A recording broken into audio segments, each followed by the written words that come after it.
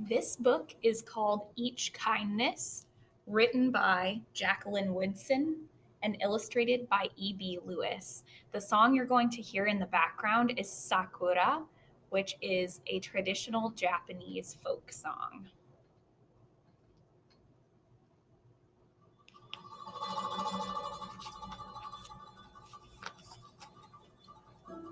Each kindness.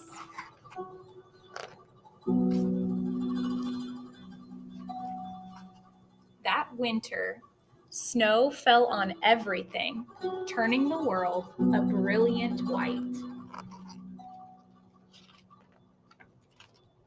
One morning, as we settled into our seats, the classroom door opened and the principal came in. She had a girl with her, and she said to us, "This is Maya." Maya looked down at the floor.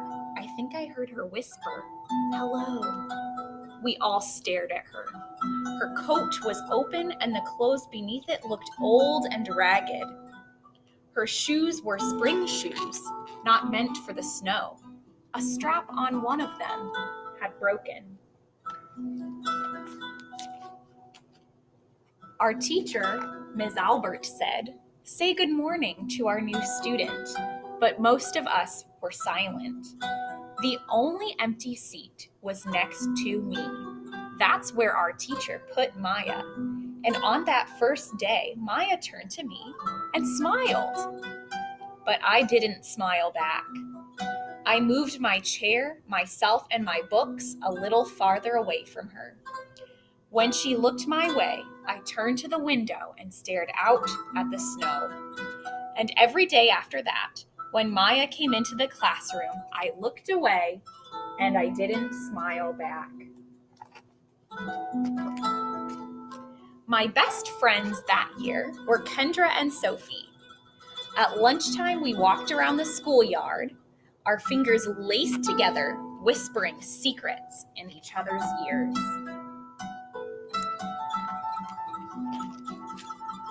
One day, while we were near the slide, Maya came over to us. She held open her hand to show us the shiny jacks and tiny red ball she'd gotten for her birthday.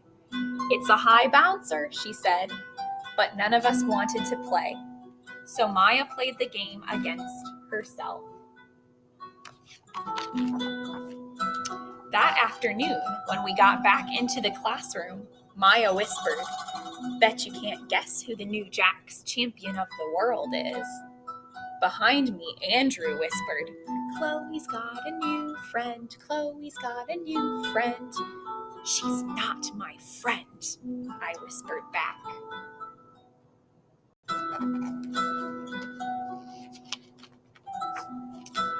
The weeks passed. Every day we whispered about Maya, laughing at her clothes, her shoes, the strange food she brought for lunch.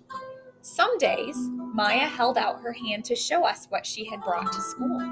A deck of cards, pick-up sticks, a small, tattered doll.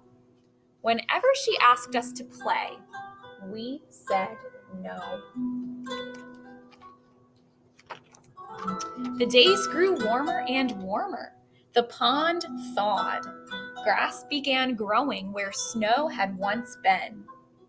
One day, Maya came to school wearing a pretty dress and fancy shoes. But the shoes and the dress looked like they'd belonged to another girl before Maya.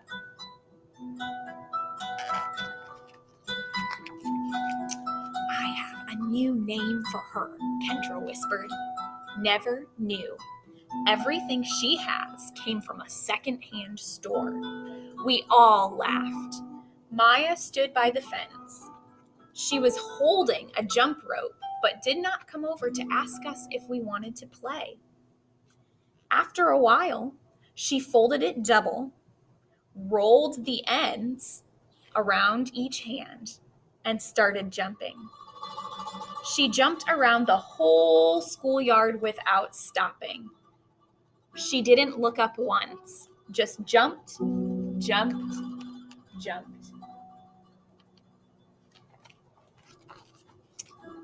The next day, Maya's seat was empty. In class that morning, we were talking about kindness. Ms. Albert had brought a big bowl into class and filled it with water. We all gathered around her desk and watched her drop a small stone into it. Tiny waves rippled out, away from the stone. "This is what kindness does," Ms. Albert said. "Each little thing we do goes out like a ripple into the world."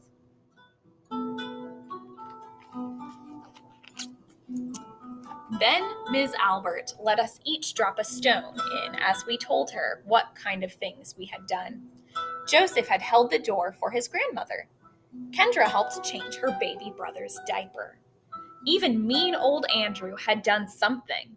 "I carried teacher's books up the stairs," he said, and Ms. Albert said it was true. I stood there holding Ms. Albert's rock in my hand, silent. "Even small things count," Ms. Albert said gently. But I couldn't think of anything, and I passed the stone on.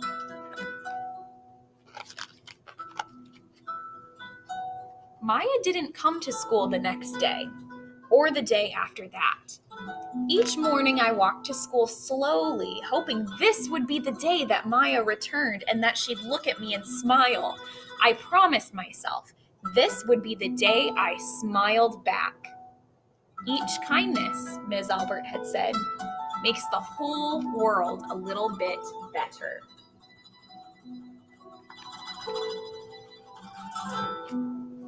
But Maya's seat remained empty. And one day, Ms. Albert announced to the class that Maya wouldn't be coming back. "Her family had to move away," Ms. Albert said. Then she told us to take out our notebooks because it was time for spelling.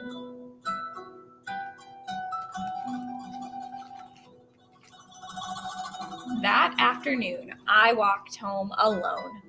When I reached the pond, my throat filled with all the things I wish I would have said to Maya. Each kindness I had never shown. I threw small stones into it, over and over, watching the way the water rippled out and away, out and away.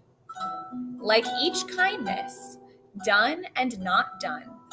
Like every girl somewhere, holding a small gift out to someone, and that someone turning away from it.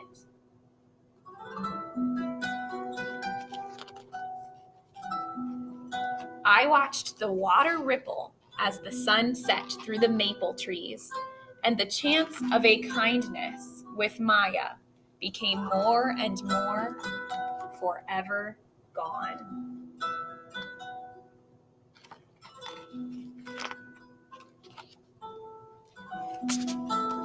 The end.